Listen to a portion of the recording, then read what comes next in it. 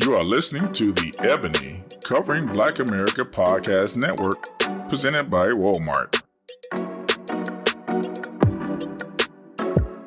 Thanks for listening in to Beyond the Fit. I am your host, Holly Cotton. As you guys know, the goal of Beyond the Fit is to cover various health and wellness topics to become the strongest version of ourselves inside and out. In a previous show, I discussed having an expert come on to discuss common issues and questions that women have, and I'm so excited that today is going to be that show. We actually have an expert that's going to come on, and she's going to cover some common sexuality questions. She's going to cover some medical diagnoses questions, and she's going to give us lots of information regarding recommendations for treatment, as well as red flags to look for. I think that it's important for women to have a platform and a resource to ask questions and get expert advice about common issues and questions that we face. I know a lot of women feel uncomfortable speaking to their physician, and they may have problems that are going unaddressed because they don't feel comfortable talking to their physician. So hopefully this show gives you guys an idea about certain things that are common and knowing when it's time to seek medical care and when there are home remedies that you can use or other techniques that have been expressed through various guests and myself that you can implement in your life and maybe can help whatever the problem it is. Today's show is going to cover some of the common questions that we as women face. I did ask for any suggestions about common questions, and the questions that I will ask our expert were the questions and the recommendations that were pretty much redundant. A lot of women have the same sort of genre of questions and wanting information on similar topics. And hopefully we're able to offer some insight into things that you may not even know are a problem, or some of the questions that you have that maybe you haven't even thought about asking yet. I am so excited for our guest today, you guys, Dr. Alicia Sanders, who's actually my doctor, and she is from Houston, Texas. You know, I'm always trying to highlight H-Town people and put us on the map. Dr. Alicia Sanders, she's so Texas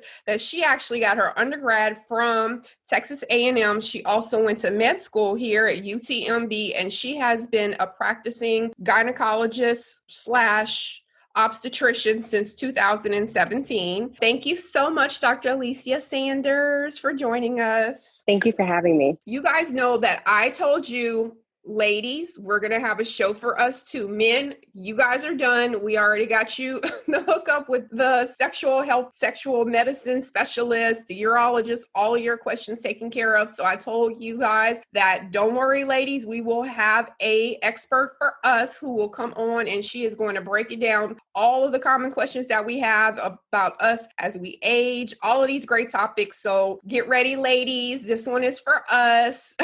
So again, thank you, Dr. Sanders, for answering all these questions that we're going to ask. All right. So previously, I talked about male hormones and things like that whenever I was talking to our sexual health, sexual medicine specialist on our men's show. And I know that women, that's all we ever talk about is like hormones. And I also did like a little, I guess, an intro show before this one where I kind of just basically touched over a few topics about hormones and women like that. I want to start off by talking about hormones because that's one of the biggest questions that I think that people have because they don't understand how hormones play into everything that goes on with us, whether it be good or bad. Can you just give us just a quick explanation of what the major female hormones are and what we're supposed to expect as we age with those hormones? Estrogen and progesterone are the major hormones for women. Women also make some testosterone as well. So as we age, our ovaries, which are the major producers of estrogen, they start to slow down on their production. There's a hormone that's made in the pituitary called follicle stimulating hormone. So once the ovaries start to kind of poop out, if you will, FSH is kind of screaming at the ovaries to make more estrogen. But unfortunately, it can't do that. Okay. So the FSH increases as we go through that perimenopause transition into menopause, and estrogen goes down. Progesterone also decreases. Testosterone, which is at pretty much at its peak when we're in our like early to late 20s, will start to go down at our like mid 30s, and then it's kind of at its lowest point in like 50s to 60s. Okay. These hormones, particularly estrogen, has a major effect on our bone health, on cardiovascular health. Also, it will impact hot flashes, vaginal dryness. So these are some of the things that we as women will experience as we age. Also, as some of you may know, as you go through menopause or through that transition and enter menopause, you may notice increase in weight gain. Estrogen and progesterone don't have a direct effect. Well, they don't have a direct effect, more of an indirect effect on other hormones that will cause us to gain weight as we age, even though your activity level may not have changed, your calorie intake doesn't change, but unfortunately your metabolism goes down. And that's why, a lot of women complain about increased weight gain as they enter that phase of life. And I'm glad you talked about that because, my whole show is about fitness as well as being, like I always say, I want you guys to be the healthiest and strongest version of yourselves inside and out. So even though we talk about a lot of the hormones, mental health, things like that, honestly, fitness, and we want to still look good as we age. And a lot of times women forget that we have all of these interior things that are kind of like messing with us as we age. Mm-hmm. And I too forget, as I say all the time, in my head, I think I'm still 20. And then my body is like, knock, knock, knock. Girl, you're not. Don't forget, you're 45. I need you to remember that. So thank you for bringing that up too, because we forget about that. And we should also remember that this is not necessary. I mean, this is not pathologic. This is the natural process of aging. So I know I get a lot of patients who come into the office and they're like, I want my hormones checked. I want my hormones checked. And unfortunately, even if I check everything, there is, obviously there are things that we can do to help with the symptoms of menopause, right? But this is a natural process that our body goes through. And so we have to make adjustments to, our exercise routine, our diets, making sure we're getting more whole food. The answer isn't necessarily always hormone replacement, but that is a part of management. Right. And I'll just let you guys know because Dr. Sanders has been my doctor for several years. So one of these patients she's talking about is me. I always come in, I'm like, look, Dr. Sanders, I'm a realist. Now I need to know about this because I'm too fine to not be functioning the way I'm supposed to. Like, I got a lot of life left. So anyway, it's so funny. And she just like, well, Holly, let's see, what can we do? So that's exactly how her bedside manner is. Like, she's so sweet and she's so awesome. She'll listen to your complaints, but then she's like, but okay. So I love that. I love that answer. And that's kind of where I wanted to start out with whenever we have our common, questions that women have, because just like with our men's episode, we talked about erectile difficulties, which I was schooled on. We don't say dysfunction because dysfunction is a negative connotation. So I'm going to talk about our vaginal difficulties that we have too. And I know hormones play a huge role in vaginal dryness and, especially with women aging. And I hear comedians and, all these jokes about the older woman and how we start losing all of that, the wetness and lubrication and all of that. I just wanted to, start with that because I think that's a key thing. You go into any sex shop and there's nothing but like 30,000 tubes of lube. So obviously, that's a very common thing. What is your expert opinion about one, how common it is across the lifespan? Because obviously young women are having vaginal dryness as well. And what can we do as we age to deal with these issues? Right. So just like, you were saying, the urologist mentioned that we don't say erectile dysfunction anymore, right? So for women, we try not to say vaginal atrophy anymore. The term is genitourinary syndrome of menopause. Okay. Oh, I like that. Sounds fancy. It is GSM for short. So as we age, as our estrogen levels go down, the tissue in the vagina thins, the blood vessels in the vagina, we get a what we call a transudate into the vagina. That's what vaginal discharge is. So that decreases as estrogen levels go down. The elasticity of the vagina decreases. And so that's why it can be more uncomfortable or painful for women who are perimenopausal or menopausal to have, vaginal intercourse. There are some other potential causes for vaginal dryness, especially when we're talking about younger women. So women who might be postpartum. And so if they're breastfeeding, usually they're progesterone dominant in that phase. So they're going to have some vaginal dryness that they're probably dealing with. Also, if there's an active yeast infection, typically that causes irritation and a sense of dryness. Also, if someone has an issue with like spasming of the opening of the vagina, it's not necessarily that they're dry, but that tightness and the friction gives a perception of dryness. So there are other causes of vaginal dryness that are not necessarily related to perimenopause or menopause. That can be infection or muscle spasms, at the opening to the vagina. So if we're just talking about women who are perimenopause or menopausal, probably the most effective treatment is going to be vaginal estrogen. Usually that can be done in a cream, tablet, suppository, ring. There's multiple ways to give it. And that medication usually that estrogen is not going to become very systemic. So most of that estrogen is acting locally in the in the vagina.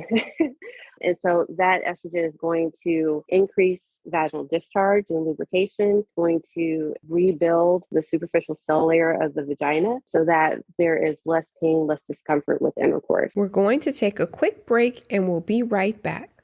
Welcome back to Beyond the Fit. Lubricants. Lubricants are another way that we can help treat vaginal dryness, even for women who are menopausal. There are four, maybe 5 different types of lubricants. There's water-based, silicone, there's a hybrid formulation that's water-based and silicone, oil-based, and then pure oil. Okay, so pure oil would be like olive oil or coconut oil. Water-based lubricant, typically you have to reapply multiple times, which if that's not something for you, maybe you want to go more so with a silicone base or oil base because you may not have to reapply or, maybe reapply once during sexual activity. But your water-based lubricants are going to be less messy. They're not going to mess up your sheet. Whereas oil-based, you're definitely going to have to toss those sheets away because you're going to have oil stains. Silicone, use the towel, the old school towel. Yeah. Or you can use a towel, that's correct. Silicone-based lubricants, like I said, they last longer. They can be used in water. So shower or bath, if you're being active in those areas, that's going to be the best lubricant to use. Also, if you have sex toys, you might want to avoid a silicone-based lubricant because that can degrade the silicone of the sex toy. So, there's different lubricants for different activities. I don't necessarily have a particular lubricant that I would recommend. I would say that, women should try the different types. And there's obviously different brands for those different types, and then figure out which one works best for them, depending on how and where they're active. I would say one thing that you want to be careful with in terms of water-based lubricants is that you need to make sure that the pH of the water-based lubricant is between 3.5 and 4.5. So that's the pH of the vagina. Obviously, if the lubricant is higher in pH, that might increase chances for infection. Also, which I didn't know this until I kind of did a little deeper dive into, different types of lubricants, is that osmolarity of a lubricant can be excessively high. And if that's the case, it's going to pull water out of the tissue, and that can make you feel more irritated after sex. So you want to make sure that the osmolarity of your lubricant is not greater than 1,200 milliosmoles per kilogram. And that should be on the back of the lubricant in the ingredients. Also, if the lubricant contains any glycerin or hydroxyethyl cellulose, those can be good food sources for yeast. So if you're having recurrent yeast infections and you're using a lubricant, you may want to check what's in the lubricant. That's a lot. I never even thought about that because I know. Even as a nurse and like if I go into the sex shop, I'm looking at the things like, cherry flavor, banana. Mm-hmm. I never even thought to check for like water-based versus silicone. I mean, I know that because they're very friendly in there. So they come in, hey, it's on your hand, try it. I'm like, oh yeah, I like Yes.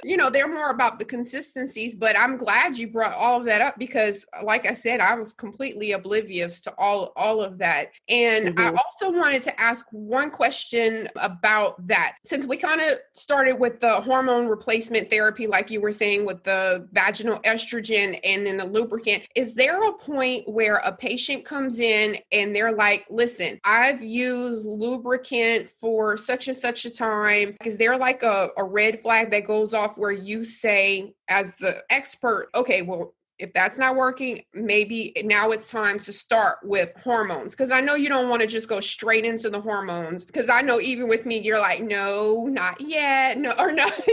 And I'm like, listen, I need her to be working right. Okay. At what point do you say, okay, use lubricants until this, or is it just lubricants are used forever? Like, when do you recommend hormone replacement and vice versa? Like, are we just telling the audience of women that are like, hey, well, am I ever going to have to stop using lubricants? Go into that. So using a lubricant doesn't mean that there's anything wrong with you. Okay. Lubricants make things easier. So especially if you're having, maybe you don't lubricate kind of right at the onset of intercourse, or maybe you and your partner go for more than 30, 45 minutes and you get dry at the end. And so lubricant can help with those things. It doesn't necessarily mean that anything is wrong with you. And it doesn't mean that using a lubricant and using vaginal estrogen, they're not mutually exclusive. So you can use both if you need to. When I talk to patients about, their vaginal dryness and what they can and can't use, talk to them about pretty much all their options. So I talk to them about vaginal estrogen. I talk to them about lubricants and vaginal moisturizers. Talk to them about osteophene, which is a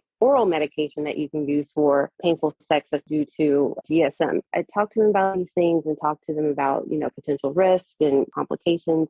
And then it's important that the patient and the physician kind of come to a consensus on, what's best for that particular patient. Because even though lubricants help with kind of decreasing the friction with intercourse, it's not going to help to rebuild that tissue in the vagina. And so if that's the major problem, then you want to consider treating that as well as using a lubricant. Okay, great information, because I didn't even realize it was that in depth about it. Make sure you guys are being a little bit more informed about, what you're putting in your body. Don't just go because it smells like cherries. Like, make sure you're using all of this great information that Dr. Sanders is giving to us. Lots of information about that. I wanted to talk about endometriosis and fibroids. So what I wanted to do is kind of just ask your opinion about endometriosis, and I know like the Black women are a high risk of fibroids and things like that. So can you,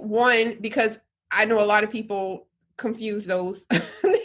And I'm like, you guys know, even me as a nurse, I'm like, okay, that sounds like endometriosis, not fibroids, but people don't know. So can you just give just a quick little definition of like what endometriosis is, what fibroids is, what the risks are, and just give us some kind of insight into it just so we can be educated on it? Endometriosis is probably one of the major causes of pelvic pain for women. It is a condition where the endometrial tissue, which is the lining of the uterus, is found outside of the uterus. And there are, many theories on how that happens. I won't go into that, but you've got endometrial tissue that is outside of the uterus. So it can implant on the ovary, the fallopian tubes, over the bowel, the bladder, anywhere in the pelvis, and even sometimes crazy places like the lungs, we've seen it, or in a C-section scar. Every time a woman has a cycle, she sheds her lining. So those places where the endometrial tissue has implanted outside of the uterus, those areas also bleed, cause a lot of inflammation in the pelvis, which results in pain. The diagnosis of endometriosis is mostly clinical, which means that the diagnosis is based off of what the patient is telling me, okay, and not necessarily taking her to the OR and looking and see what's inside her pelvis. That can be part of the diagnosis, but it's not needed. Usually when we treat endometriosis, most OB-GYNs are going to go or start with a, hormonal contraceptive, like a birth control pill. It's probably the easiest thing to do. Now there are newer medications out that will treat patients with endometriosis by shutting down their body's production of estrogen and progesterone kind of simulating menopause. I've had some patients that have done very well on it, but these are things that, if you're having pelvic pain, especially with your cycle, or pelvic pain even outside of your menstrual cycle, you'll definitely want to speak to your doctor about that so that they can go over a little bit more in depth of what the treatments are for endo. As far as fibroids are concerned, so those are benign tumors of the uterus, and they can be responsible for pelvic pain as well, especially with the period. If you're having lots of cramping, they're also responsible for heavy bleeding. So if you're soaking more than a pad an hour the first 2 to 3 days of your cycle, that's not necessarily normal. And you may want to go get checked out for that. If you're always anemic, why is that happening?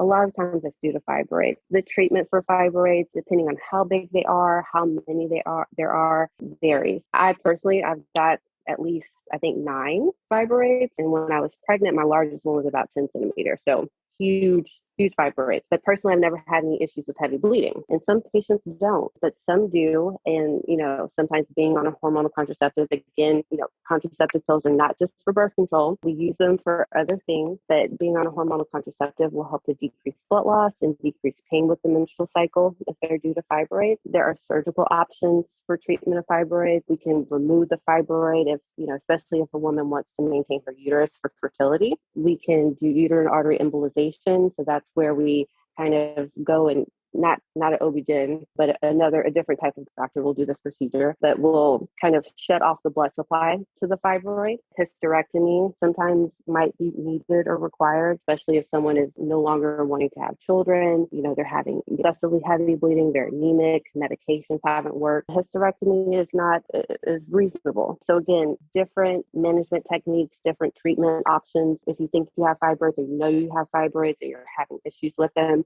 then I would, again, encourage you to see your OB-GYN. We're going to take a quick break and we'll be right back. Welcome back to Beyond the Fit. Okay, great information, Dr. Sanders. Thank you for breaking that down for us because like I said, I know that I always hear those two medical, like completely separate diagnoses, but everyone thinks they're interchangeable and you can have one without the other and how that affects your body and things like that. What I wanted to ask is one of the common questions that we have, especially me, because I always get that. And when I actually posted I was going to do a female show, I did like all the women were like, hey, can you do some research or can you ask about painful intercourse? And so what I wanted to do was just kind of ask about that. I know it goes with the whole vaginal dryness part. And I think that I mentioned in my other show or whatever about sometimes it doesn't matter how old you are, you might need a little jump start to get going in the first place. Like it doesn't matter what age you are, you may not just be able to jump right into it. So again, that causes painful intercourse. And I know as we age, when we're talking about those hormones and all of that stuff, we're now talking about where you're dealing with vaginal tears and dryness and all of these things. Do you have any recommendations? Because we're going to get some free recommendations from you right now for what causes painful, because again, we get this reputation as we age that older women don't want to have sex as much. And I've said, even when I talked to Dr. Gittens on our male show, that you should be able to have a sex life till you die. Like age doesn't mean you shouldn't be having great sex. Is there a common denominator that you find with your patients that come in complaining about painful sex? And do you have any recommendations for and we're saying painful, meaning all levels of pain, from basic discomfort to actual dreading, oh my God, this hurts so bad. Yeah.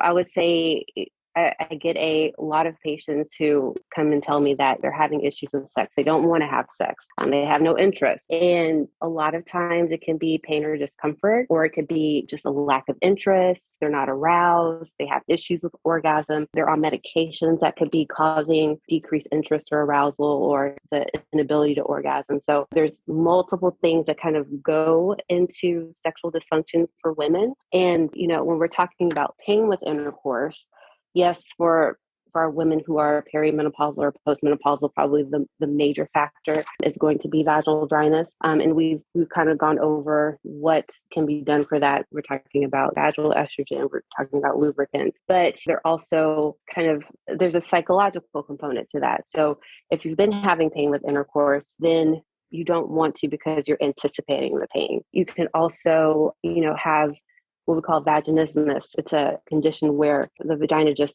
spasms and that can cause pain. So I would say the treatment for pain with intercourse, if it's just due to GSM, genital urinary syndrome of menopause, that treatment is easy. We use lubricants, we use moisturizers, we use estrogen creams or, estrogen products in the vagina. And usually those symptoms will resolve in weeks to months. If we're having issues with vaginismus or, we're having pelvic spasms, pelvic floor physical therapy is something that can be done. The use of dilators, if we're having issues with penetration that's causing pain, those things are definitely treatment options for patients that are having issues with that. How common is it? And that's kind of like what I talked about for our men's sexual health show is I wanted Dr. Giddens to talk about how common it was because people think they're the only one. How common is that out of your patients like that come in? Is it something that's common or? So the data that has been collected on this topic suggests that anywhere 40 to 50% of women will experience some type of sexual problem. And I want to say the number was about 60% of perimenopausal women will experience vaginal dryness or what we call dyspareunia, pain with intercourse. It's very common. Yeah. It's very common. Right. For anyone that's listening, you are not alone. There's about You're not alone. half the population is also feeling the same way as you. So please don't feel like you're alone. Okay. Wow. That's a lot. I will say this. Most obstetrician and gynecologists are not trained on this topic in residency. So it's not uncommon that your physician may not bring it up. And typically, if I don't prompt the patient to talk about it, a lot of times the patient won't talk about it. And physicians sometimes can be undereducated about this topic.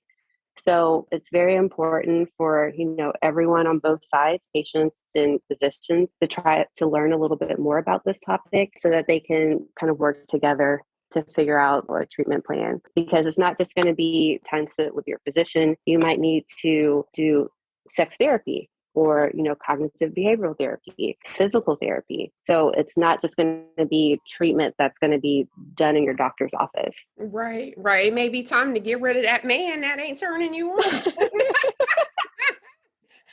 Hey. Sometimes that might be the issue. Right. I'm just saying, maybe it's time to upgrade the man too. Don't send me any mean messages. It's a joke, guys. Okay. Last question is I wanted to talk about stress incontinence. And people may not even know what stress incontinence is. Like that's the medical term for it. And that's basically whenever you have the urge and you cough or you sneeze and a few drops of pee come out. And so it's basically like a urinary incontinence, but I know some people don't even know what those words are. So when you have that, you can't get to the bathroom quick enough. As you age, you may have to start wearing a poise pad, things like that. And I know it's really, really common for women, especially with you being an obstetrician as well, because you hear about it when you're pregnant. Do you see the correlation as we age with stress incontinence? And how do you guys treat it? And do you have any recommendations for in-home therapy? I know Kegels is a big thing or whatever, but if you could maybe just kind of elaborate on that whole big balloon of incontinence. So we start with incontinence, right? And there's really 3 different types of incontinence. There's stress incontinence where, you laugh, you sneeze, or doing jumping jacks and you lose control of your bladder.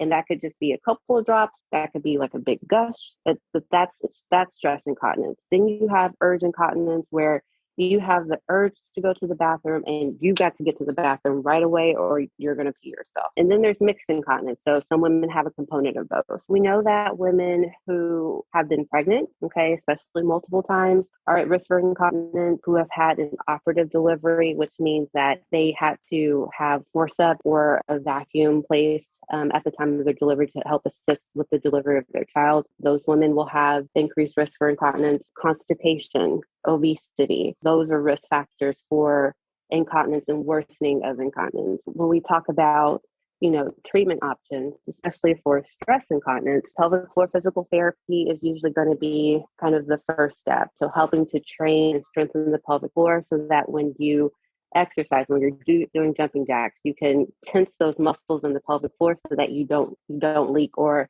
instead of losing complete control of your bladder, you're just losing a few drops. If pelvic floor physical therapy is, not working or you're not getting enough results, then sometimes surgical options or pessary, potentially, just depending on kind of which way you want to go. Because some patients don't like the idea of having something in the vagina, but a pessary is a device that goes in the vagina and it will put a little pressure on the urethra so that you don't leak urine. And then surgery, there's different types of surgery that will kind of reinforce the urethra so that you don't leak with activity, with stress, with cough. I would say surgical options are probably best for patients who are not going to have any more children, because especially for having a vaginal delivery and you go and have a sling put in and then you get pregnant, you're kind of just going to mess up that whole procedure. That might be something to do, especially once you're finished childbearing. But there are multiple options for treatment for this condition. No one wants to walk around with a pad or a diaper all the time. So definitely, if you're having that issue, again, I would recommend reaching out to your OB-GYN. Some OB-GYNs will do the surgery that might be needed to correct stress incontinence. Some will refer to your gynecologist, which is a specialist in that area. Okay, good. Good information. Yeah, like I said, I know that's really common. And even if you do Kegels forever, I mean, just even me like teaching, because I'm also a nursing professor. And whenever I teach, I talk about anything that's made from muscle fibers, like you're going to have a laxicity that comes with as you age, whatever sphincter it is or whatever that's made from muscle fibers, everything, heart, lung, anything that's made from a muscle fiber is going to lose that. And that's also like that whole area as well as you age with that prolapse and things. So again, estrogen has a big component of that too. That thing, estrogen, I'm telling you. It's good for us. But yeah, so estrogen, once we lose the estrogen that our body's been making for so long, that does decrease the pelvic floor strength. It decreases elasticity. So it makes it easier for things like incontinence, stress incontinence to occur. I always try to stay transparent with the audience or whatever. And I've talked about, my cancer battle and stuff. And I've been menopausal since I was 36 now. So not having estrogen has definitely, it's a hard thing for me too. And I think fitness for me is like my outlet. I think that I don't have a lot of the common problems for perimenopausal or menopausal women because I'm so active and I'm like so healthy. So I think that also does help, like whenever you're missing that hormone, just like our urologist was talking about for the men, even when you have that gradual decline of testosterone, you can still be at a fitness level that kind of combat some of those symptoms rather than the ones that just have a sedentary lifestyle that just let it all go down. So ladies, don't give up just because something is going on. Keep fighting the fight forever. So keep fighting. Right. This is just too much, Dr. Sanders. Too much.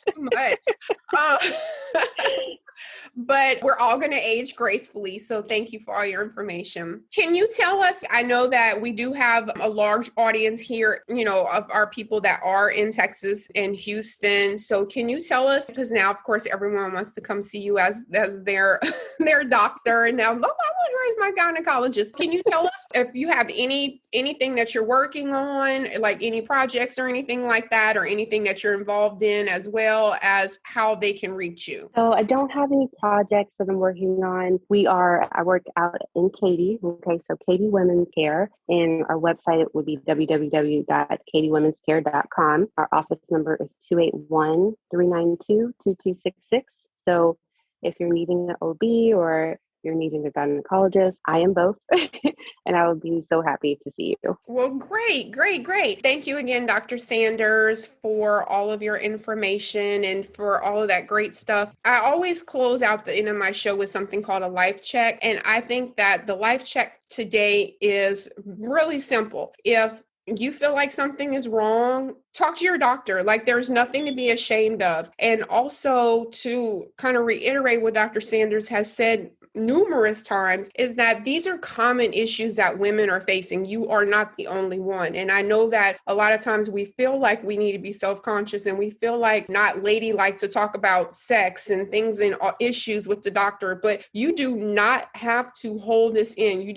This is not a normal part of aging. You don't have to just not have great sexual health. You don't have to live with stress and incontinence. You don't have to live if you're going through, like Dr. Sanders said, if you're going through, a sanitary napkin or a tampon in an hour, stop. That's not normal. You may have been a heavy bleeder for 5 years. You need to talk to your doctor about it. So make sure you're bringing all of those things up. And again, even if it's not Dr. Sanders, whoever your doctor is, please have a relationship with your doctor. Please talk about those things and make educated choices. And remember that the whole goal of this show is to make sure that you continue going beyond the fit.